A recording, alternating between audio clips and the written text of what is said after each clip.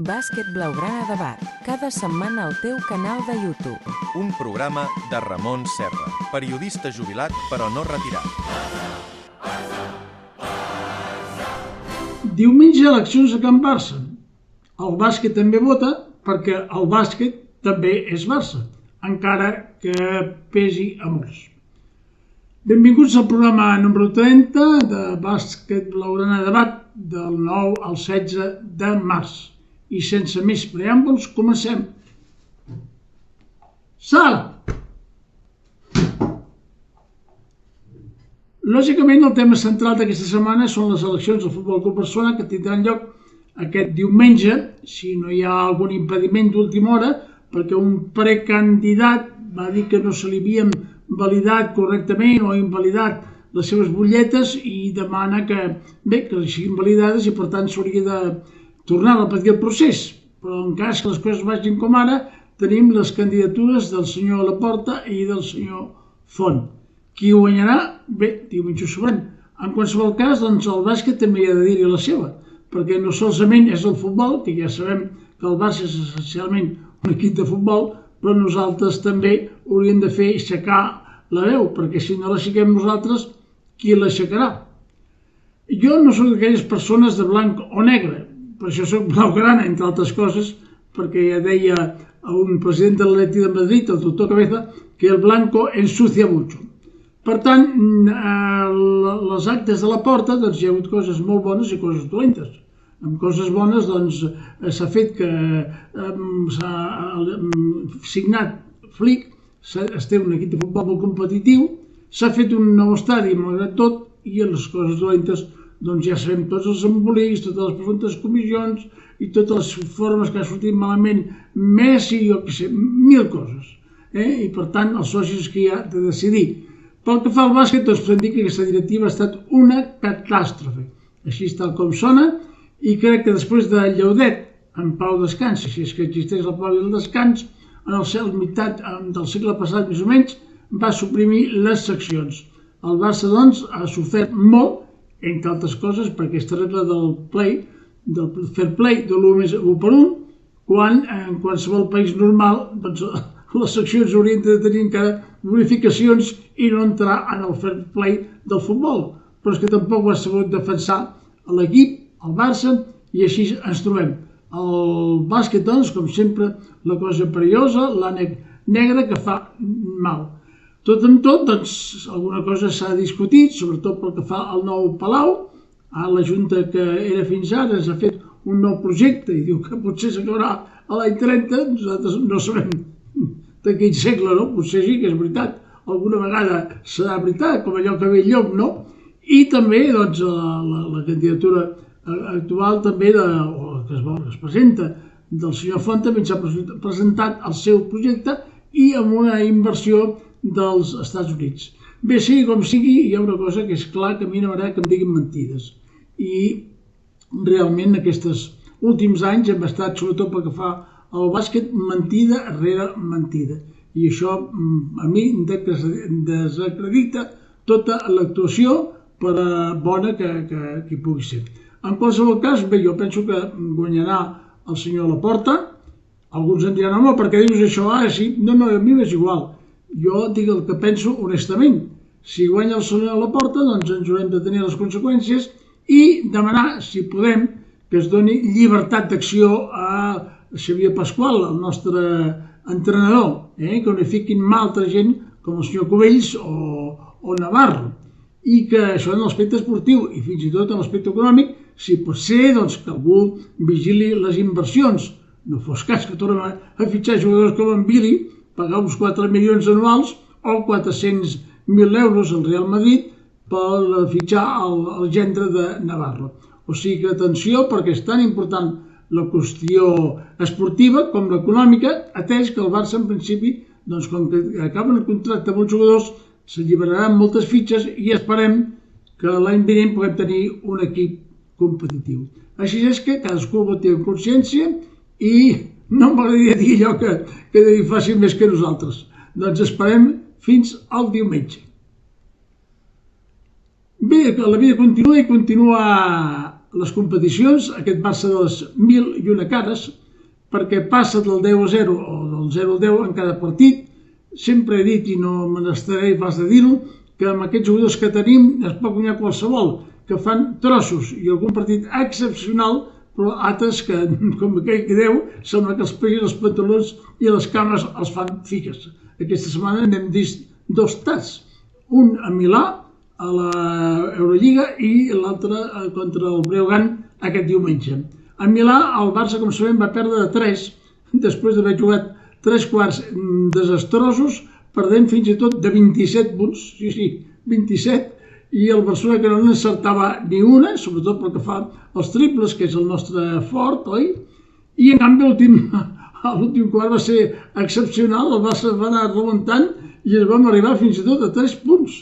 A 3 punts, i encara perquè va haver alguns errors de Mark Cahill, en els triples alliberats, també que va fer una falta innecessària al final, que hagués servit almenys per considerar el bàsquet, però vaja, l'últim quart va ser magnífic, no?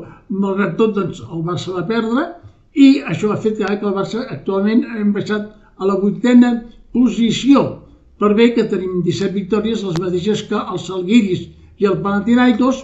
Això vol dir que amb una victòria abans et pots col·locar directament al play-off i amb una derrota gairebé pots anar fora del play-in, no? Ara estem al play-in, però tot canvia amb una jornada. Tot pot canviar aquest divendres, que el Barça rep el Hapoel a 2:15 al Palau Blaugrana. El Hapoel, que va ser el líder durant moltes setmanes, que es va guanyar en el partit d'anada, i ara s'ha de ser un partit a porta tancada. Si és que es disputa, que també s'ha de veure. Ens aniria bé que no es disputés perquè el Barça tingués una setmana neta. Com dic, serà porta tancada perquè, per la qüestió d'ordre públic, circumstància que afavoreix el Hapoel, que jugarà com si jugués en terreny neutral, i perjudica el Barça amb la taquilla, amb haver de tornar els abonaments als abonats, i que tampoc no hi haurà públic. O sigui que els que volen fer el boicot a Israel, l'únic que fan en aquest cas és el boicot al Barça. Sigui dit perquè hi ha tantes incongruències que no vindrà pas d'una més. El partit és aquest divendres a 8:15. Pel que fa a la Lliga, tenim la creu, o més ben dit ara aquí a la cara, va ser el gran triomf del Barça aquest diumenge a la pista del Breogán per 31 punts. I més de 100 punts, van marcar 31 punts de diferència i en ocasions va arribar a 46. 46 punts de diferència. Va ser un entrenament, tot va sortir rodó. El Barça al principi anaven fent bé, però anàvem tenint distàncies, però quan van començar a entrar els triples, això va ser un bombardeig, pim-pam-pum, i el Barça va fer 15 triples, que representa el 58%.